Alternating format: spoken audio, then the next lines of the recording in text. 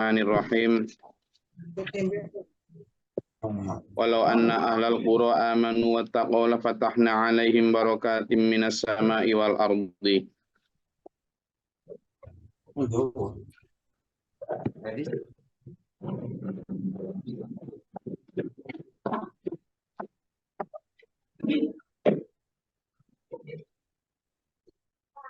A'udzubillahi minasyaitonirrajim. Jadi pada ayat ini kita benar-benar diberi pelajaran banyak ya oleh Allah dari kisah-kisah terdahulu itu ya. Ayat 96, A'udzubillahi minasyaitonirrajim. Bismillahirrahmanirrahim. Walau anna ahlal qura amanu wattaqaw lafatahna 'alaihim barakatim minas sama'i wal ardi. Padahal ya, seandainya ada mereka itu mau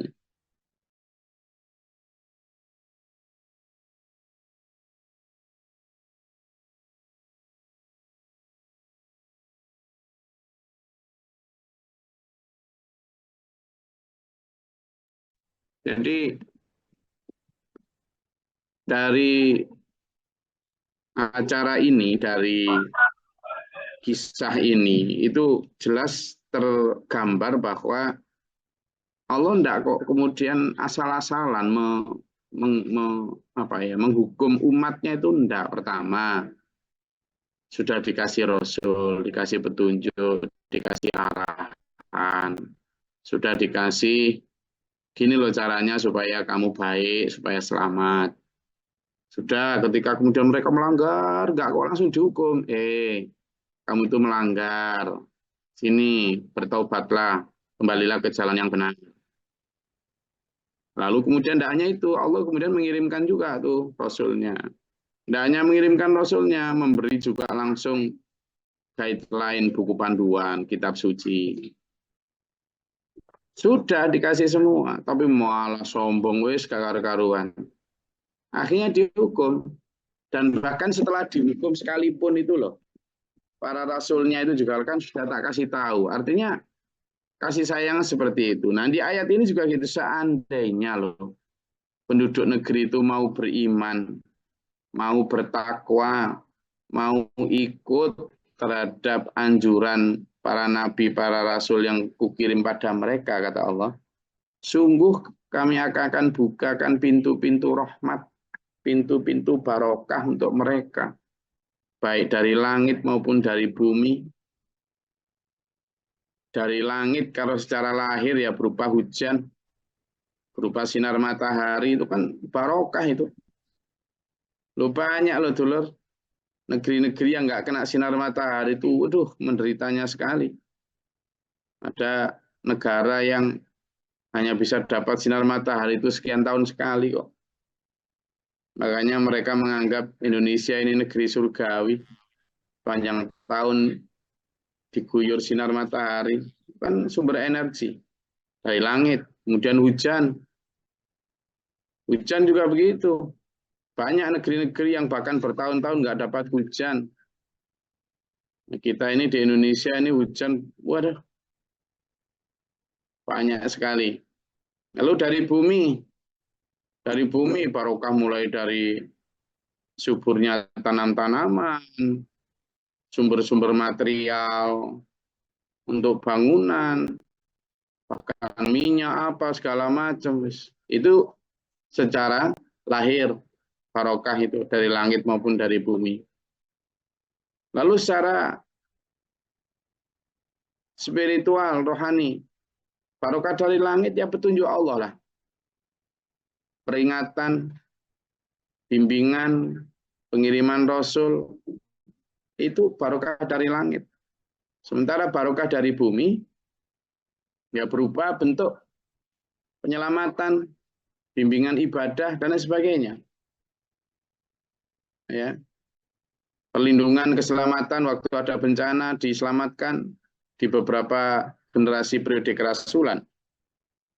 Akan diselamatkan begitu, kata Allah. Kalau saja mereka mau beriman, kalau saja mereka mau bertakwa. Tapi karena memang janji Allah, peringatan, iming-iming dan segala macam itu gaib ya. Jadi sementara pembawa kebenaran sendiri kayak Rasulullah Muhammad SAW dan para rasul sebelumnya juga nggak pakai tanda pangkat gitu loh, nggak pakai, sehingga sudah nggak pakai tanda pangkat, pelantikannya kapan juga nggak ada yang tahu. Akhirnya banyak orang yang nggak ngerti, nggak mau, nggak ikut, nggak seneng, nggak tertarik. Sudah pun itu para rasul diangkat dari orang ardalun, nggak punya strata sosial, strata pendidikan, strata kekuasaan, strata ekonomi. Sudah pun begitu, ajaran para rasul itu tidak cocok dengan nafsu manusia. Sudah pun begitu, secara ritual seringkali berlawanan dengan tradisi. Ya sudah, akhirnya tidak ada yang mau gitu loh. Tidak ada yang mau ikut. Gitu. Sehingga ini walakin kadzabu, maka tetapi mereka mendustakan, tidak mau ikut. Ya karena faktor-faktor tadi itu ya. Faktor-faktor sementara itu juga ada tambahan faktor lain apa ya? Ada setan lah. Ada setan secara eksternal itu ya, ada setan yang mengganggu dan memang membuat mereka tidak percaya. Ada lagi apa? Setan yang kemudian mempengaruhi para al-mala'u kemarin itu, para pemimpin negeri, para tokoh masyarakat, tokoh agama. Itu akhirnya faktor-faktor tersebut yang membuat orang kadzabu, mendustakan. Nah, ini yang menurut saya, menurut kita semua harus kita pelajari sebagai warning. Sampian dan saya harus mewaspadai faktor-faktor tadi supaya tidak ikut terjerumus. Ya, karena ini janji Allah tadi, seandainya walau dan sekiranya anak ahlal qura, penduduk negeri Indonesia kalau sekarang ya toh, penduduk negeri mana? Waktu itu Madian, waktu itu Ad, waktu itu Samud, kan itu. Mau beriman, amanu, mau bertakwa, la fatahna. Kalau sudah dibukakan pintu-pintu rahmat itu dulu, waduh ya enak hidup itu. Apalagi kalimatnya bukan hanya sekedar rizki, tapi barokatin. Ya, la fatahna alaihim barokatin. Barokah itu ya berupa kesehatan, berupa keamanan, berupa kerukunan. Kan kalau sudah rukun kan nggak ada perang. Ya kan? Keamanan. Berarti kan kriminalitas meskipun ada ya minim. Enak loh gitu. Kerukunan, keamanan, kesehatan. Tapi memang kadang manusia sekarang itu saking rakusnya terhadap harta. Orang sehat itu enggak baik. Sehingga dibuat sakit. Karena kalau sakit bisa menggerakkan roda ekonomi itu. Nah, iya toh. Dengan adanya orang sakit, maka obat laku, apotek laku, rumah sakit laku. Kan gitu. Kan gitu. Iklan-iklan laku. Ya benar loh ya. Jadi ada sebagian kapitalis ekstrem itu yang berpikir begitu. Perang, damai, tidak baik damai itu. Karena damai itu tidak baik secara ekonomi. Nah kenapa? Lah kalau damai kan nggak ada perang. Senjata nggak laku. Gitu. Loh bener loh ini. Jika diciptakanlah perang-perang baru. Mereka peduli dengan penderitaan korban perang. Enggak. Gitu loh. Demikian pula politik. Kalau nggak ada perebutan kepala desa, kepala camat, kepala bupati, kepala provinsi, kepala negara, kalau nggak ada perebutan gitu ya nggak mengalir lah, gitu kan? Pundi-pundi ekonomi itu harus diputar. Nah, yang kayak gini yang membuat kemudian ajaran para nabi, para rasul di zaman ini bukan hanya bicara sekarang loh ya, bicara di setiap zamannya. Nah, semua itu akhirnya bertentangan dengan ajaran Nabi Rasul yang ngajak rukun, gitu kan? Yang ngajak damai, yang ngajak sehat.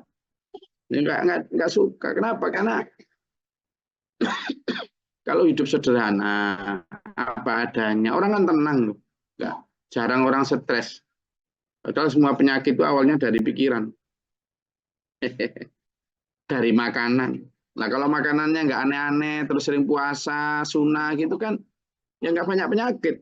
Tapi kan nggak baik secara ekonomi para produsen-produsen itu. Itulah. Jadi arahnya ke sana.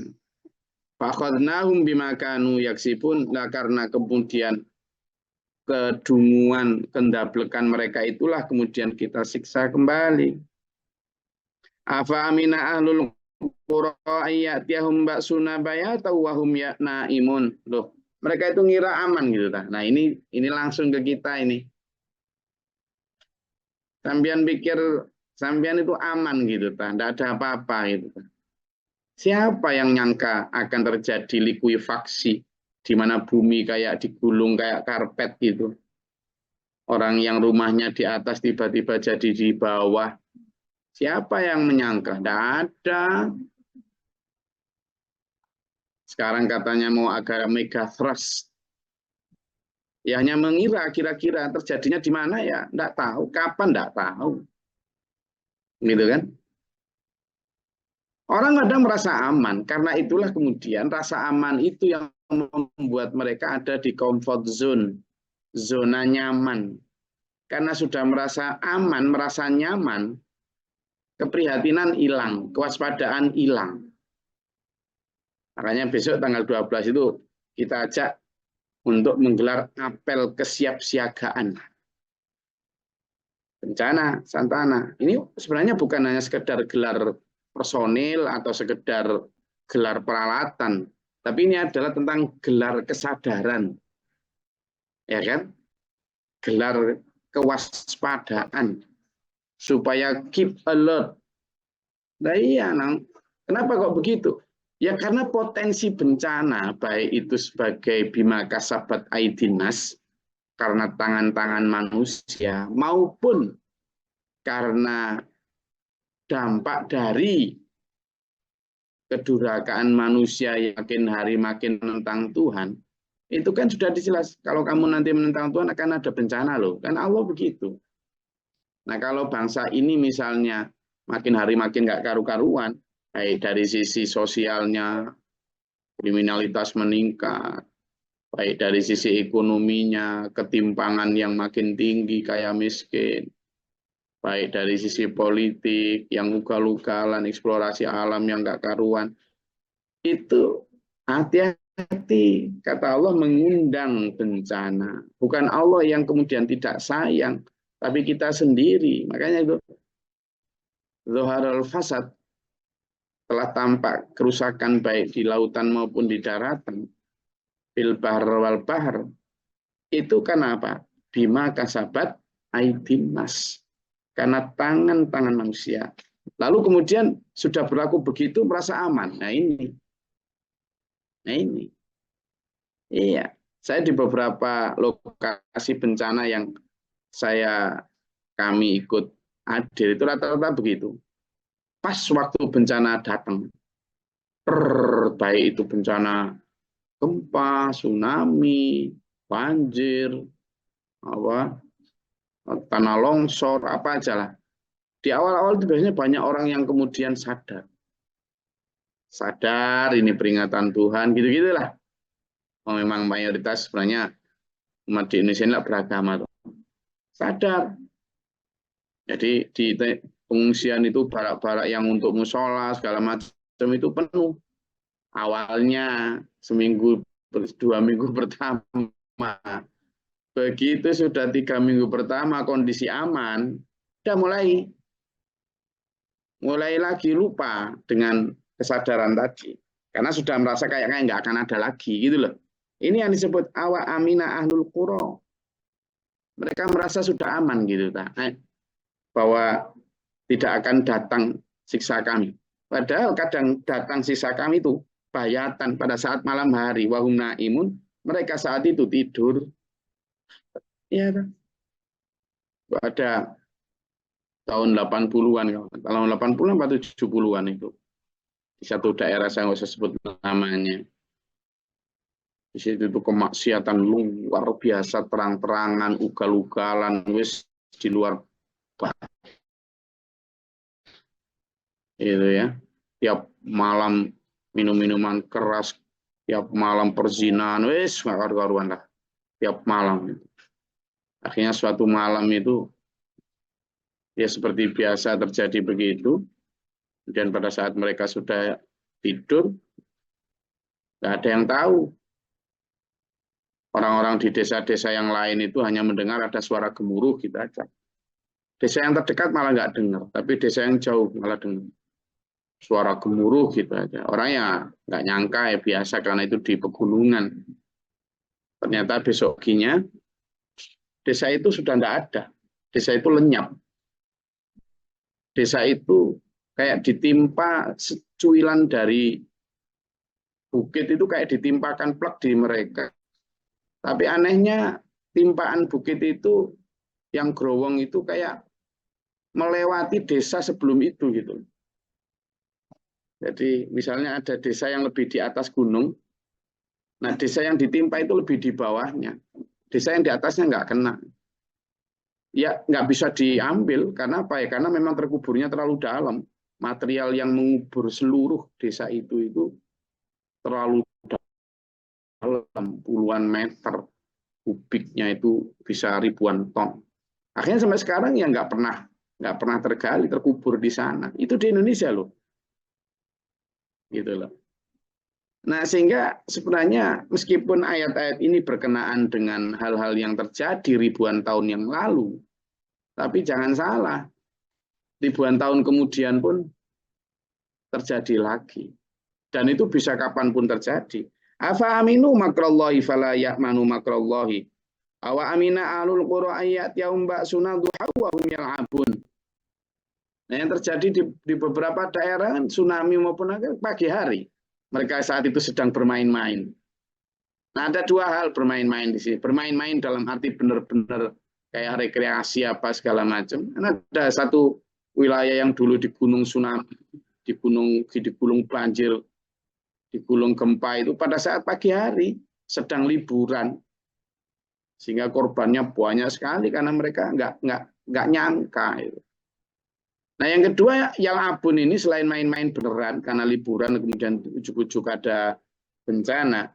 Yang kedua maknanya adalah yal'abun ini artinya pada saat bekerja, siang hari pada saat bekerja. Bekerja itu kan dalam konteks pandangan Allah itu kan yal'abun. A'udzubillahi minasyaitonirrajim. Wa ma lil hayatid dunya illa lahun wa la'ibun. Nah, yal'abun itu la'ibun itu. Ya kan? Jadi banyak itu ayat yang menyatakan bahwa kehidupan dunia ini hanya senda gurau dan permainan. Jadi di mata Allah sampean sibuk jadi CEO sebuah big company, sampean sibuk sebagai pedagang, ya bari ke toko, sampean sibuk sebagai petani, sampean sibuk sebagai politikus yang baru kemarin dilantik sebagai DPR, RI, DPD, DPD, DDD yang lain. Kayak serius-serius. Bagi Allah ya ampun, ya ampun, itulah. Jadi itu kemudian pada saat apa ya terjadi gempa atau apapun itu mereka sedang bermain-main dengan dunianya, bekerja apa segala macam ujuk-ujuk karena mereka merasa aman. Itulah. Nah, yang begini ini yang sering kita abaikan. Banyak ya ayat-ayat yang bicara tentang illalahun wala'ib itu banyak sekali. Mulai dari ada yang di Al-Hadid, kemudian ada di surat Al-Ankabut, ada di surat banyak sekali. At-Taghabun, semuanya gitu ya. Bicara tentang yal'abun. Di sini sedang mereka yal'abun. Satu di antaranya itu tadi. Coba buka di surat Al-Ankabut ayat 64. Surat Al-Ankabut ayat 64. Sudah ketemu?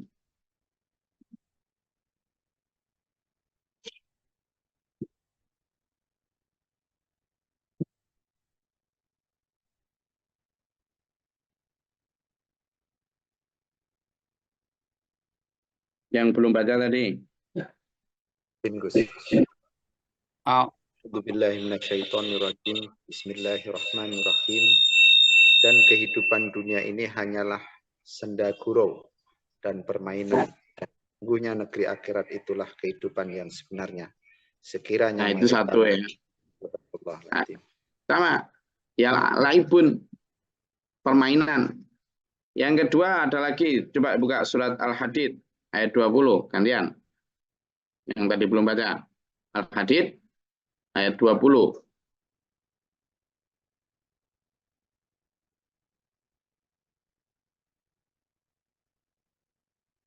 Sudah ketemu?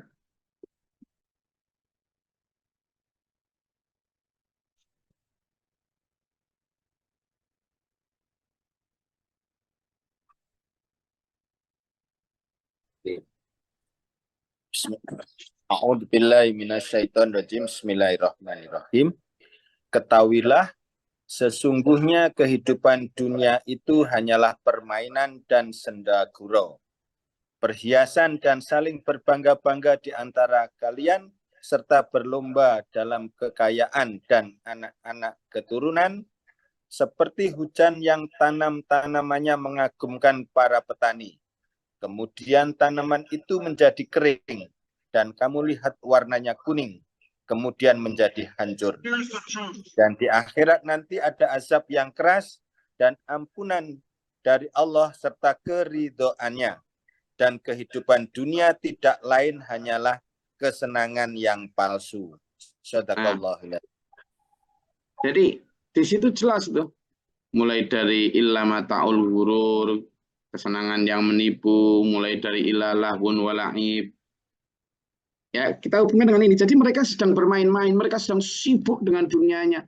Nggak mau diingatkan tentang akhiratnya. Ujuk-ujuk ada bencana datang. Nah, kayak gitu kan kemudian gimana coba ya? Makanya di sini, afa aminu makrallahi, apakah mereka merasa aman dari tindakan siksa Allah? Maka fala ya'manu makrallahi illal qaumul khasirun. Maka yang merasa aman itu adalah orang-orang yang rugi. Nggak akan merasa aman kalau nggak orang yang rugi. Kalau orang-orang beriman nggak akan rugi. Kenapa? Karena dia nggak merasa aman. Bukan berarti apa kemudian waspada. Selalu kemudian menjaga diri, bersikap waro, gitu loh. Itu orang beriman. Jangan-jangan gitu. Takut sekali, itu yang dinamakan takwa. Jadi takut sekali akan kemurkaan Allah. Gitu loh ya. Jangan sampai terjadi. Ayo jadi orang beriman yang tidak rugi. Oke, enggak. Kalau ada yang mau disampaikan silakan.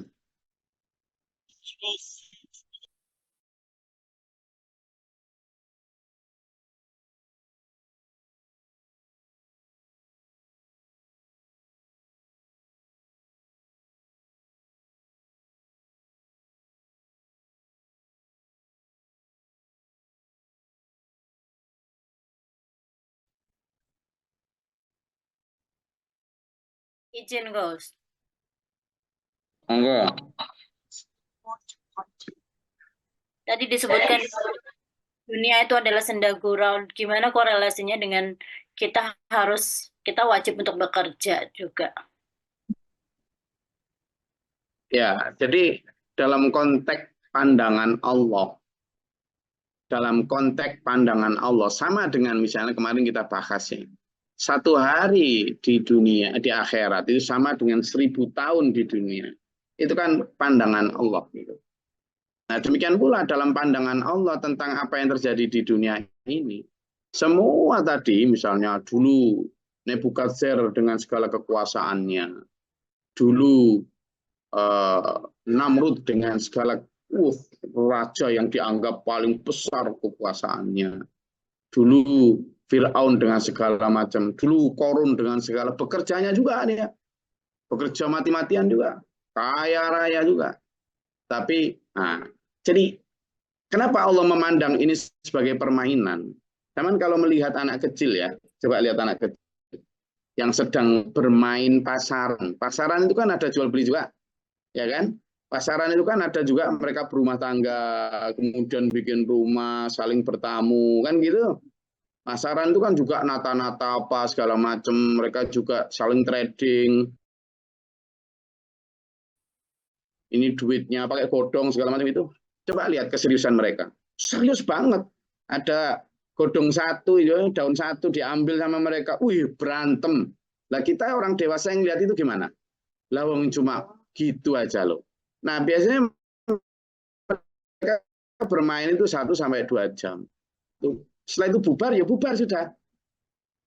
Semua yang tadi itu, dan enggak ini lagi dia. Enggak ini selesai. Jadi semua daun yang dianggap uang tadi itu hanya berlaku dan begitu penting ya pada saat bermain tadi. Setelah bermain mereka selesai dah.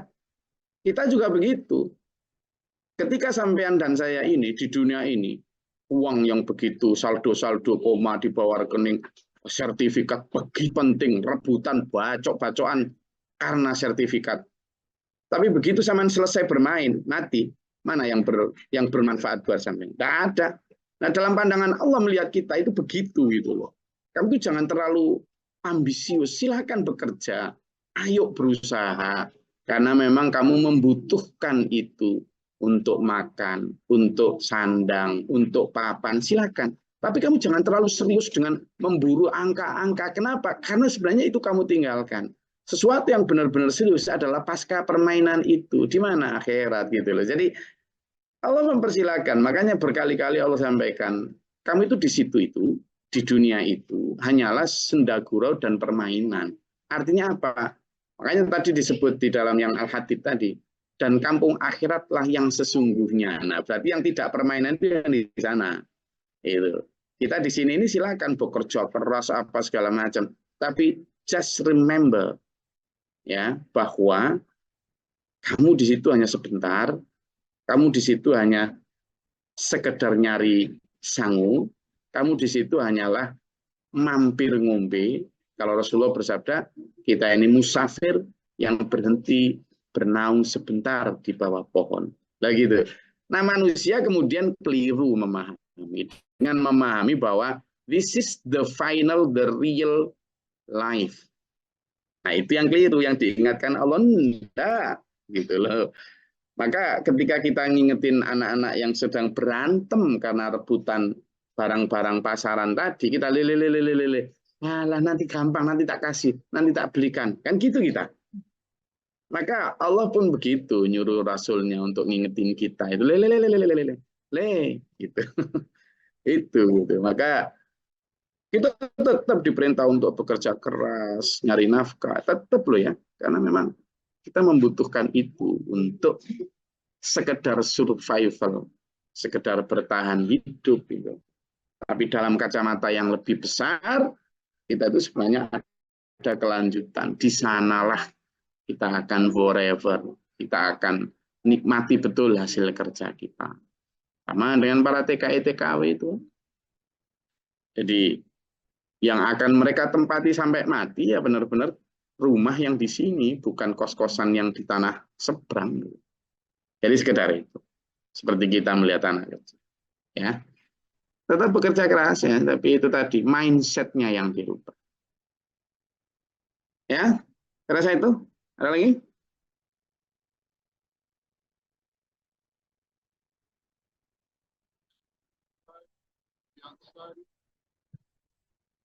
Oke, saya rasa itu.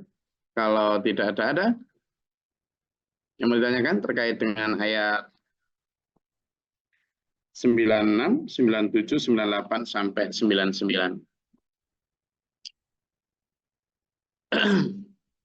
Kalau tidak ada, saya rasa cukup kajian kita. Insya Allah kita ketemu lagi hari Sabtu. Hari ini hari Kamis, berarti besok liburan. Besok kita libur dan insya Allah kita ketemu lagi hari Sabtu. Kita semangat dulu. Quran selalu membimbing kita, tidak ada niat lain dari para rasul menyampaikan wahyu Allah ini kecuali untuk keselamatan kita, untuk kebaikan kita, dunia dan akhirat kita. Insya Allah kalau kita mengikuti Allah dan Rasulnya, itu namanya fid dunya hasanah wa fil akhirati hasanah wa qina adzabannar. Maka Allah merahmati kita bicara kebenaran, menjaga kita dari serangan ini wal akhirat. Amin. Allahumma shalli wa sallim barik ala sayyidina. Allahumma ighfir lil mu'minina wal mu'minati wal muslimina alaihi. Allahumma ahdina fi man hadayta wa afina fi man afayta wa lana fi man tawallayta wa barik lana fi ma atayta wa qina sharra ma qadayta. Tabarak rabbana wa ta'ala alhamdulillah ma qadayta astaghfiruka wa atubu ilaika. اللهم ادعنا البلاء والوباء بدل حسن من الجن والشيطان ربنا نجنا ولينا شر قوم الظالمين ربنا ولا تجعلنا في القوم الظالمين اللهم ارفع درجاتنا في ربنا ما نفكنا ما شهدتنا ربنا لا تزغ قلوبنا بعد إذ هديتنا ربنا اجعلنا مسلمين لك ومن ذريتنا أمة مسلمة لك وأرنا ربنا آتنا في الدنيا حسنة وفي الآخرة حسنة وقنا عذاب النار بعدد قوة الأمطار وعدد ورحمة ربنا وما فرقنا سبحانه وتعالى سبحان ربك رب العزة عما يصفون السلام عليكم الحمد لله رب العالمين السلام عليكم ورحمة الله وبركاته Waalaikumsalam warahmatullahi wabarakatuh. اللهم ارحمنا بالقرآن علمنا